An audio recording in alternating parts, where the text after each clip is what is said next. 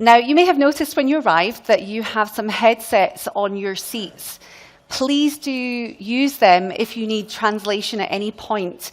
I should note that our first interview today will take place in Uzbek, so please choose the appropriate channel now. I think we have the details that we can share with you on screen, but you can assign yourself the most appropriate channel to hear a translation in your language. We have Uzbek, Russian, and English available.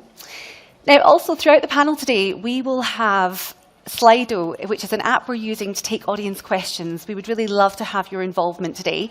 So please use Slido as a web application that you can use in order to submit your questions directly to our panel. As I say, that will be the only way today. We won't have a roaming mic going round. So what you can do is either download Slido. If you have your cameras with you just now, your camera phones, you can take it out, scan the QR code, and it will take you directly to the page for this session. Let's get started.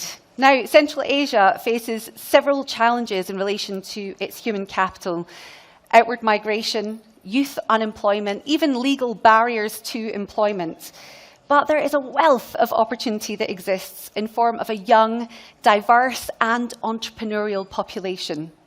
Today, we'll explore how to unlock this potential and deliver growth and prosperity for the region.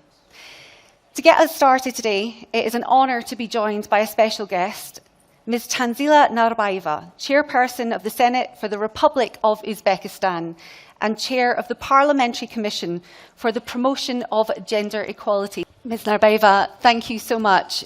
All the policies you have put in place have made remarkable changes in your country towards achieving equality and equity for young women and girls. Thank you so much for joining us. Thank you for your time. I wish we had more time to speak to you. Please put your hands together and thank Ms. Narbayeva. Tell you what you want to hear. Keep my sunglasses on while I shed a tear. It's never the right time. I put my arm around so you are strong, I am. I put my arm around, I show you that I am. I'm unstoppable.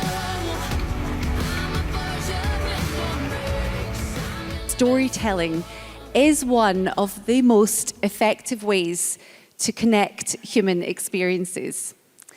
So Jennifer invited me to Guatemala to document the work being done by Rotary and the Guatemalan Literacy Program in the rural highlands.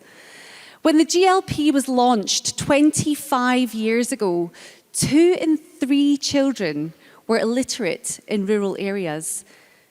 Now it's 1 in every 3.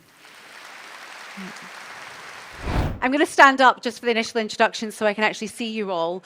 But welcome to Innovation Zero. I'm Zara Janjua, and I'll be the moderator for this panel. I hope you've enjoyed the last couple of days here at the event, and we know things are coming to a close. We're delighted to have you join us here for this event, which is brought to you by NatWest. And it is titled Measure to Manage Carbonisation. Over the next 45 minutes, we'll be framing sort of how and why businesses should consider the need to measure their carbon footprint and the challenges that they face. We'll also look at the actions that businesses should be taking and where to go for those ideas. Voters were asked, should Scotland be an independent country?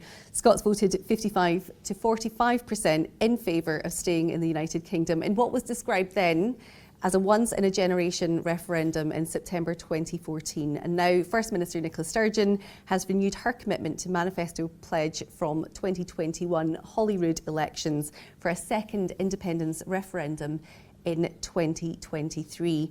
Now, Donald Martin, let's come to you first. How likely is that Indy Ref 2 to take place next year? We're sending 25 Scots, a squad of 25 Scots to one of the hottest nations on earth. How do we think that's going to go? We're not prepared, are we? We're not prepared No, at we're all. just not ready. But what it does do is help us build that resilience that we're so well known for in Scotland. Scotland football strips are really expensive, so that's good for whoever's making those. Well, that's really good, yeah. There's one industry that might be booming later on this year. Well, thank you very much. I think we'd like to open for some questions now from the audience. We do have a mic, and someone is going to come round. So if you do have a question, pop your hand up and wait for the mic to come to you. And we will, there's a question just at the front.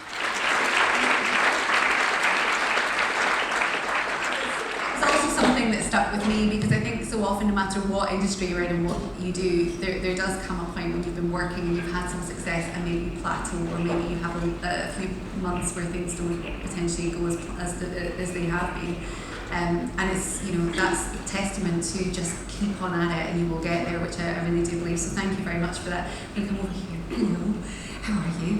I wonder whether we can get people just to stand up so everyone can see you. So, and it might be worth just introducing yourself, although I'm sure everyone will know who you are. I mean, it's great to hear that you're still busy, you're still hustling. I mean, it doesn't stop at the weekends, does it? I mean, that's really something about running the business and having a franchise like this, is that you just kind of go when the work is there, when the inquiries come in.